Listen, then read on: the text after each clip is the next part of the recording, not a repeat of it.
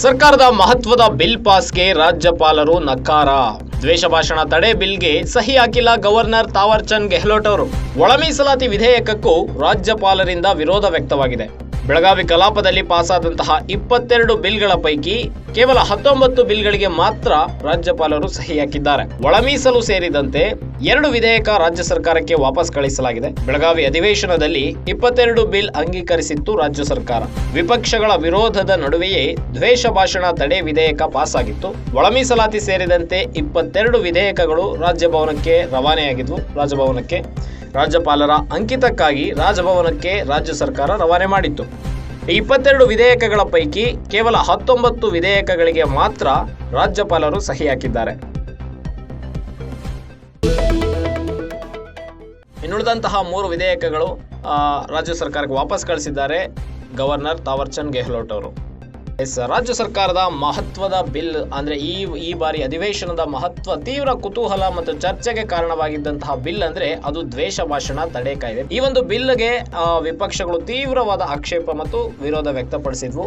ಎಲ್ಲಾ ವಿರೋಧದ ನಡುವೆಯೂ ಸಹ ಬೆಳಗಾವಿ ಅಧಿವೇಶನದಲ್ಲಿ ಈ ಒಂದು ದ್ವೇಷ ಭಾಷಣ ತಡೆ ಬಿಲ್ ಪಾಸ್ ಆದಂತಹ ನಂತರ ಅಧಿವೇಶನದಲ್ಲಿ ಸುಮಾರು 22 ಬಿಲ್ಗಳನ್ನ ರಾಜ್ಯ ಸರ್ಕಾರ ಪಾಸ್ ಮಾಡಿಕೊಂಡಿತ್ತು. 22 ಬಿಲ್ಗಳನ್ನು ಸಹ ರಾಜ್ಯಪಾಲರ ಅಂಕಿತಕ್ಕೆ ರಾಜಭವನಕ್ಕೆ ಕಳಿಸ್ಕೊಟ್ಟಿದ್ರು. ಆದ್ರೆ ರಾಜ್ಯಪಾಲರಾದಂತಹ ತಾವರ್ ಚಂದ್ ಗೆಹ್ಲೋಟ್ ಅವರು 22 ಬಿಲ್ಗಳ ಪೈಕಿ ಕೇವಲ 19 ಬಿಲ್ಗಳಿಗೆ ಮಾತ್ರ ಸಹಿಯನ್ನ ಹಾಕಿದ್ದಾರೆ.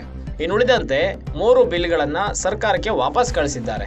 ಆ 3 ಬಿಲ್ ಯಾವ್ದಂದ್ರೆ ಒಳ ಮೀಸಲಾತಿ ಬಿಲ್ ಸಹ ವಾಪಸ್ ಕಳಿಸಿದ್ದಾರೆ. ಪರಿಶಿಷ್ಟ ಜಾತಿಗೆ ನೀಡುವಂತಹ ಒಳ ಮೀಸಲಾತಿ ಸೇರಿದಂತೆ 2 ವಿಧೇಯಕಗಳನ್ನ ರಾಜ್ಯ ಸರ್ಕಾರಕ್ಕೆ ರಾಜ್ಯಪಾಲರು ವಾಪಸ್ ಕಳಿಸಿದ್ದಾರೆ. ಸಹಿ ಹಾಕಿಲ್ಲ. ರಾಜ್ಯಪಾಲರ ಅಂಕಿತ ಬಿದ್ದಿಲ್ಲ ಅಂದ್ರೆ ಇದ್ಯಾವುದು ಸಹ ರಾಜ್ಯದಲ್ಲಿ ಇಂಪ್ಲಿಮೆಂಟ್ ಆಗೋದಿಲ್ಲ. ಬೆಳಗಾವಿ ಅಧಿವೇಶನದಲ್ಲಿ ಸುಮಾರು 22 ಬಿಲ್ಗಳನ್ನ ರಾಜ್ಯ ಸರ್ಕಾರ ಅಂಗೀಕರಿಸಿತ್ತು. ಪಕ್ಷಗಳ ವಿರೋಧದ ನಡುವೆಯೇ ದ್ವೇಷ ಭಾಷಣ ತಡೆ ವಿಧೇಯಕ ಪಾಸ್ ಆಗಿತ್ತು. ಅಂದ್ರೆ ಒಳ ಮೀಸಲಾತಿ ಅದು ಕೂಡ ತುಂಬಾ ವರ್ಷಗಳಿಂದ ಕೇಳಿ ಬರ್ತಾ ಇದ್ದಂತಹ ಒಂದು ಅದನ್ನ ಮಾಡ್ಲೇಬೇಕು ಅಂತೇಳಿ ರಾಜ್ಯ ಸರ್ಕಾರ ತೀರ್ಮಾನ ಕೈಗೊಂಡಿತ್ತು. ಅದಕ್ಕೆ ಅಂತ ಹಲವಾರು ವರದಿಗಳನ್ನ ತಯಾರು ಮಾಡಿಕೊಂಡು ಆ ವರದಿಯನ್ನ ಇಂಪ್ಲಿಮೆಂಟ್ ಮಾಡೋದಕ್ಕೆ ರಾಜ್ಯ ಸರ್ಕಾರ ಅಧಿವೇಶನದಲ್ಲಿ ಬಿಲ್ ಅನ್ನು ಪಾಸ್ ಮಾಡಿತ್ತು.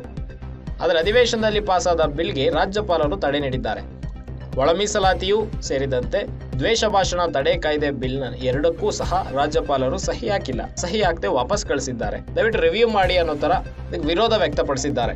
ಇದಕ್ಕೆ ರಾಜ್ಯ ಸರ್ಕಾರ ಇದೀಗ ಅವ್ರಿಗೆ ಗವರ್ನರ್ಗೆ ಮನವರಿಕೆ ಮಾಡಿಕೊಡುವಂತ ಕೆಲಸ ಮಾಡಬೇಕು. ಈ ಬಿಲ್ ಎಷ್ಟು ಮಹತ್ವವನ್ನು ಪಡ್ಕೊಳ್ಳುತ್ತೆ, ಏನಿದ್ರ ಮುಖ್ಯ ಉದ್ದೇಶ ಏನು ಅನ್ನೋದನ್ನ ಗವರ್ನರ್ಗೆ ಮನವರಿಕೆ ಮಾಡಿಕೊಟ್ಟ ನಂತರ ರಾಜ್ಯಪಾಲರು ಸಹಿ ಹಾಕ್ತಾರಾ ಬಿಡ್ತಾರ, ಅದು ಅವರ ವಿವೇಚನೆಗೆ ಬಿಟ್ಟಿದ್ದಂತಹ ಒಂದು ಕೆಲಸ ಆಗಿರುತ್ತೆ.